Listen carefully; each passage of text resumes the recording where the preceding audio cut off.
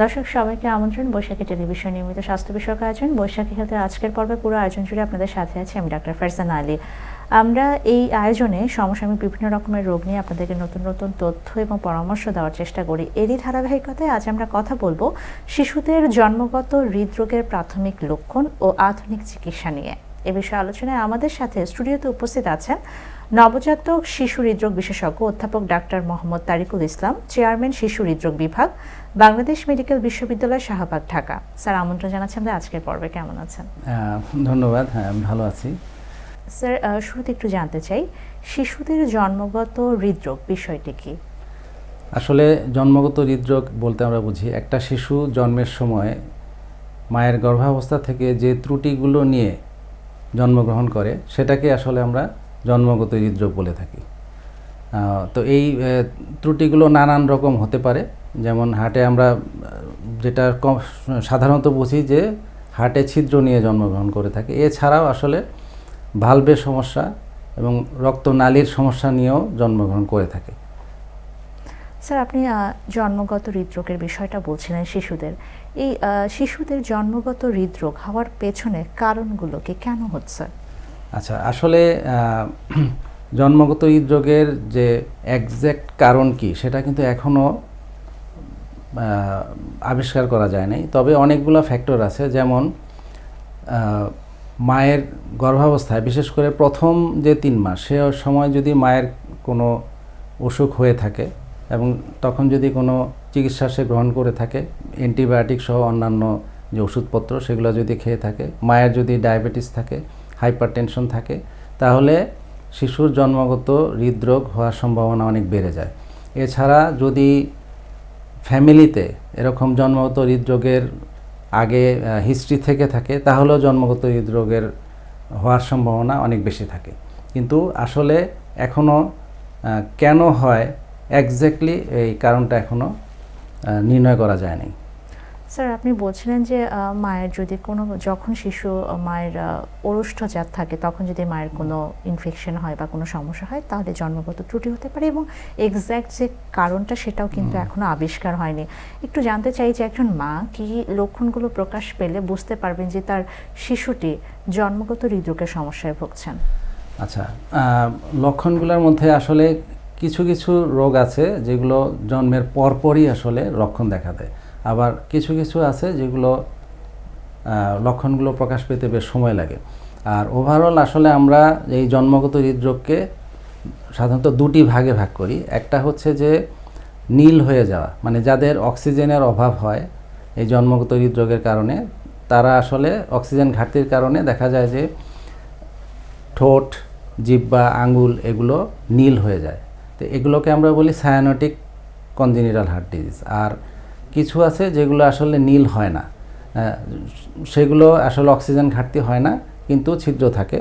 তো লক্ষণগুলো যেগুলো যারা সাধারণত নীল হয় না, অ্যাসায়ানোটিক কনজেনিটাল হার্ট ডিজিজ, সেখানে দেখা যায় যে প্রাথমিক লক্ষণগুলো হচ্ছে অতিরিক্ত সর্দি কাশি, ঘন ঘন নিউমোনিয়া আক্রান্ত হতে পারে। এছাড়া দেখা যায় যে গ্রোথ ফেলিউর হয়, যতটুকু ওজন হওয়ার কথা আসলে সেই তুলনায় দেখা যায় যে ওজন বাড়ে না। বাচ্চা দেখা যায় যে একটু দুর্বল থাকে, অল্পতে হাঁপিয়ে যায়। বেশ করে দুধের বাচ্চা দেখা যায় যে দুধ খেতে খেতে তার ঘাম ছুটে যায়, একবারে বেশিক্ষণ টানতে পারে না, কয়েকটা টান দিয়ে সে থেমে থাকে, তারপরে আবার টানে। এটাকে আমরা বলি সাক পজ সাক সাইকেল। এটা আসলে জন্মগত হৃদরোগের একটা বড় লক্ষণ। স্যার, একটু রোগ নির্ণয়ের বিষয়ে জানতে চাই যে যখনই শিশুরা এই জন্মগত হৃদরোগের সমস্যায় ভোগেন, রোগ নির্ণয়ের ক্ষেত্রে কী ধরনের পরীক্ষা নিরীক্ষার প্রয়োজন পড়ছে? আসলে একটা হয়তো প্রথমে বললাম যে লক্ষণগুলো যখন এই দেখা দিবে তখন আসলে ডাক্তারের শরণাপন্ন হতে হবে। ডাক্তারের শরণাপন্ন হলে আসলে একদম আমি টু দ্য পয়েন্টে চলে আসি।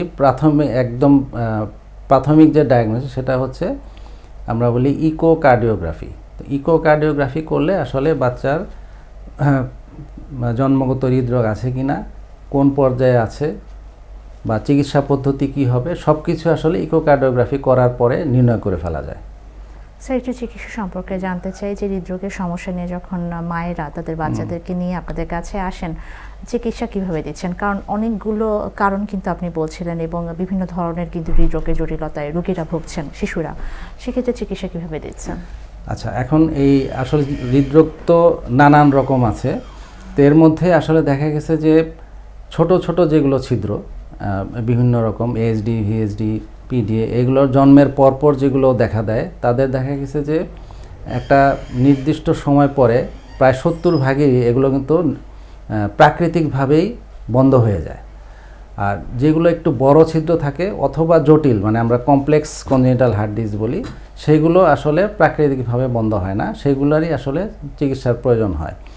এখন এই যে লক্ষণগুলো আমি প্রথমে বলেছিলাম, এগুলো যদি কারো বেশি আকারে দেখা দেয় তখনই আসলে চিকিৎসকের শরণাপন্ন হয় এবং চিকিৎসা নিতে হয়। এবং এক একটা ডিজিজের আসলে চিকিৎসার ধরন এক এক রকম। অনেকগুলো বললাম যেগুলো সায়ানোটিক কনজেনিটাল হার্ট ডিজিজ, তাদের বেশিরভাগেরই আসলে অপারেশন করতে হয়। অপারেশন মিন্স যে ওপেন হার্ট সার্জারি করতে হয়। আর এছাড়া যেগুলো অ্যাসায়ানোটিক কনজেনিটাল হার্ট ডিজিজ, অর্থাৎ নীল হচ্ছে না বাচ্চারা, সেগুলোর মধ্যে আছে ভিএসডি, এএসডি, পিডিএ, এছাড়াও আরও কিছু। এগুলোতে আসলে অপারেশন ছাড়াও বন্ধ করা যায়। এখনকার যে চিকিৎসা পদ্ধতি সেটা হচ্ছে ইন্টারভেনশনের মাধ্যমে আমরা এটা বন্ধ করে দিই। এনজিওগ্রাম যে করা হয় বড়দের, সেই একই এনজিওগ্রাম মেশিনে আমরা বলি যে ডিভাইস ক্লোজার। তো ওই একটা ডিভাইস বা বুতামের মতো জিনিস আমরা ওই ছিদ্রের মধ্যে নিয়ে বসিয়ে দেয় এবং এটা কিন্তু পার্মানেন্ট চিকিৎসা, এবং রোগী সারা জীবনের জন্য তার ছিদ্র বন্ধ হয়ে যাবে, তার কোনো কাটা ছেঁড়া আসলে লাগে না। এটা আমরা বলি বিনা অপারেশনের চিকিৎসা। স্যার আপনি চিকিৎসার কথা কিন্তু বললেন যে হৃদরোগের জটিলতা নিয়ে যখনই শিশুরা ভুগছেন আপনারা কিভাবে চিকিৎসা দিচ্ছেন। এই চিকিৎসা সেবাগুলো আমাদের অভিভাবকরা কোথায় কোথায় পেতে পারেন? হ্যাঁ, এটা আসলে ভালো একটা কোশ্চেন করেছেন। আমাদের বাংলাদেশের প্রেক্ষিতে কিন্তু এখনও এই জন্মগত হৃদরোগের যে চিকিৎসা ব্যবস্থাটা সেভাবে কিন্তু এখনও গড়ে ওঠেনি। শুধুমাত্র বলা যায় যে এখনও ঢাকা কেন্দ্রিক। ঢাকার বাইরে দুই একটা জায়গায় এখন আছে, কিন্তু বেশিরভাগই ঢাকা কেন্দ্রিক। তো ঢাকার মধ্যে আসলে বাংলাদেশ মেডিকেল বিশ্ববিদ্যালয়, যেটা পিজি হাসপাতাল হিসাবে সবাই চিনে, এছাড়া জাতীয় হৃদরোগ ইনস্টিটিউট শেরেবাংলা নগর, আর শিশু হসপিটাল, বাংলাদেশ শিশু hospital, national heart foundation hospital, তারপর বারডেম হসপিটাল আছে, ইব্রাহিম কার্ডিয়াক সেন্টার, আর মাতোয়াইলে সেখানে কিছু চিকিৎসা দেওয়ার মতো ব্যবস্থা আছে।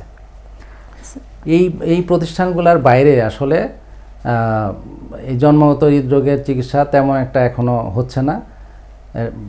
মূলত হচ্ছে আসলে ডাক্তার স্বল্পতার কারণে।